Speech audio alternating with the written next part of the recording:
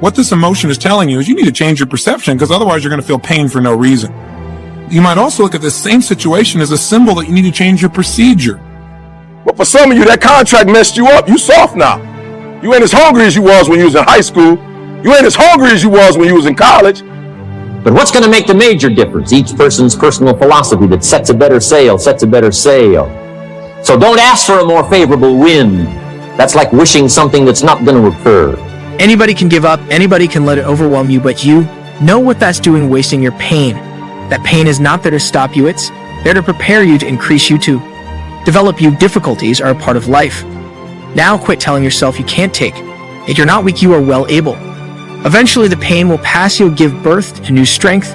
Just because it hasn't happened yet doesn't mean that it's not going to happen. There will always be forces trying to convince us to settle where we are. Life has a way of pushing our dreams down. Procedure means the way you're proceeding with this information. In other words, what this may be is a signal to you that you really aren't communicating your real needs to your husband or to your wife. Maybe what you need to do is change your procedure, and instead of feeling hurt or instead of feeling uncomfortable, turn to your husband or wife and say, honey, I know you're wrapped up in your work. I know you're totally immersed. I know you're trying to do stuff that supports the whole family here. But you know what? I just need, 3 minutes with just you and I, because I really need right now to just feel loved by you. I need to hold you. I need to feel connected to you. Now, if that person starts to get upset, obviously you're getting feedback that your procedure still didn't work. You have to be a little more flexible, a little more creative, or maybe a little bit more loving in the way you do it. Or maybe change the timing in which you go about something. But that's changing procedure, changing the way you communicate. Or another way of changing procedure might be it's a signal that says that the way you're communicating your husband or wife doesn't make them want to make you feel loved right now. You ain't as hungry as you were your first year. You ain't as hungry as you were your second year. And it can tell it, like we can see it in your game. You a grown man. Like I used to watch the game and go like, okay, what's the difference between this team and this team? And it's just like the players. I'm like, no, it's got to be bigger than that. Like they're all grown, they're all big, they all tie their shoes the same way. And I started realizing some dudes come with that beast and other dudes just show up. Now I'm gonna ask you a question. This is gonna be hard because some of you young and you like still worried about what people think about you, so you don't want to be honest in front of people. But I'm gonna ask you a serious question. If 120% is like, yo, but coach, I work harder than coach want me to work. And then 100% is I do everything coach tell me to do. I want you to think about what level you on. Are you giving 90, 80, 70? Let's see what I'm saying for a minute. And most of y'all know me. You know me from where? Like, where would you know me from? That your present behavior may be turning them off. For example, let's say you feel rejected by them because when you come in the door, they don't rush up and give you a hug. They're immersed in something. Now, how do you respond to that? Well, what a lot of people do when they feel rejected is they feel uncomfortable with it, or they feel hurt, or some people get angry when they feel rejected. Now, what's the message of anger? The message of anger is you have a standard for your life, something that's important to you, and it's not being met by another person, or maybe even not being met by you. Sometimes we get angry because we're not living our own standards, huh? So let's say as a result, one of your standards is that people who love you, they run up and they greet you in your home. They don't do that today. You feel angry. One of your standards has been violated. Something you believe important is not happening, and now you're angry about it. How do you respond now to your spouse who doesn't even know what's going on? Maybe you give them a dirty look, or maybe you make some snide remark, or you find something wrong with what they're doing. As a result, this person may very well purposely reject you. Now when you're feeling this rejection, or you're feeling this hurt or this anger, and you say, okay. Social media. Where would you know me from? Say it again. Social media. Yeah, I want you to pay attention to what I'm saying. Watch this. I get 120. So I just got up 12 years ago, just started getting online. It was a recession at the time. And I saw what was going on in America. I'm from Detroit, GM, Chrysler, Ford went down. People started going to the casinos, shooting themselves, killing themselves. I was like, I got a gift. I'm just going to get online and kill it. Every Monday I would get up. Thank God it's Monday. Kill it. Nike never sponsored me. Adidas never sponsored me. Under Armour never sponsored me. I get up every Monday and get a world something. Then it got crazy. I start meeting people and people be like, yo, E.T., what up? Thank God it's money. I'm like, ooh, they feeling this. So then I start doing it every day. And then I start realizing cats is really feeling this. And I started doing it 3 times a day. You wake up and get 3 videos from me. You don't pay a dime for it. That's 120. Ain't nobody paying me, but I'm giving it out. Year after year after year. Boom, commercials. Year after year. Meek like, I want to put you on my album. They can become buried under discouragement, buried under past mistakes. There are dreams buried under divorce, buried under low self-esteem. It's easy to settle for mediocrity even though we have all this potential buried on the inside. What are you remembering? The hurt, the pain, what didn't work out? Turn it around and remember your dream. Have you allowed any dreams to get buried in you. At one time, you believed you could do something great. You believed you could lead the company. In sales, you believed you could break that addiction. Don't ask for better seed and soil. All you got's what's available.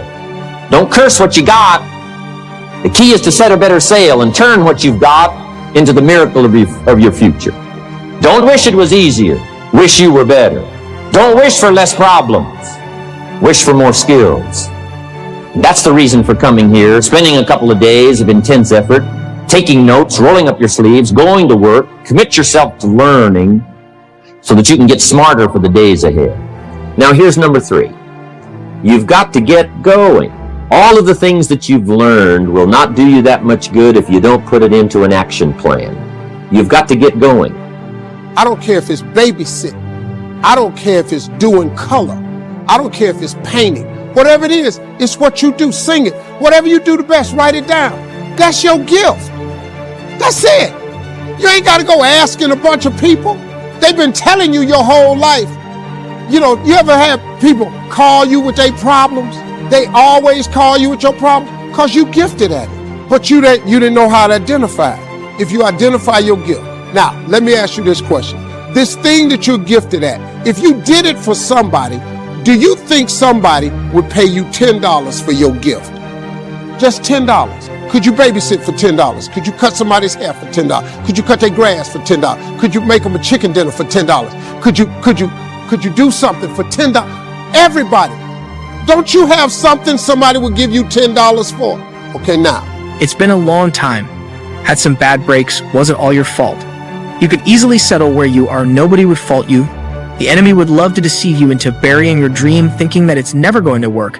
Now don't believe those lies. It's not too late to become all that you were created to be.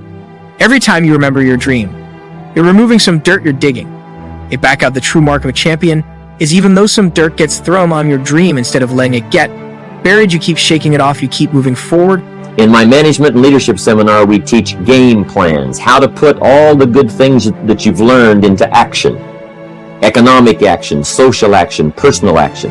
How to make the changes and how to actually do the work, how to actually function. Get going, that's the key. Some people are ever learning, but they don't put it into action. They don't really take the action. It's like the man who keeps bringing materials to the building site and never builds anything. He keeps bringing in the sand and the gravel and the windows and the doors and the roofing material, and he just stacks up all these supplies, but he never builds anything. See, if you do that long enough, fairly soon they'll come and take you away. You've got to do something with what you've learned. You've got to take action. You've got to get going. So that's one of the most important things to learn, how to design your days, how to design your weeks, how to design the months, so that you take the proper action to get the proper return that you're looking for, whether it's economic or personal. Once you have something that somebody's willing to pay you $10 for, this is how this works. It's called the multiples of 10. See, you don't have to figure out how to be a millionaire. You just got to figure out the thing that makes you $10. So now here we go. You do it and you make $10. Soon as they pay you the 10, go do it 10 more times. Whatever it was. Watch some more kids 10 more times. Get another 10. You got $100. When you get $100, whatever you did to make that $100, listen to me, do it 10 more times. You ain't got to get tricky with it. Just do it 10 more times. You'd have made $1,000. Whatever you did to make the $1,000, don't get smart. Stay stupid now. Do it 10 more times. You have now made $10,000. Hold up. Now we finna grow a little bit, but guess what you got to do to grow? You just got to do some more. You wouldn't be having that opposition if you didn't have something great in you. If your dream wasn't alive and on track, right on schedule to come to pass, you wouldn't have so many things coming against you. That dream is still alive. You may have tried a year ago, 5 years ago, or 40 years ago. Didn't work out. Nobody was there to help you go back and try again. This is your time. This is your moment. Your destiny is calling out to you. Can I tell you, your dream is not dead. It's just not in season.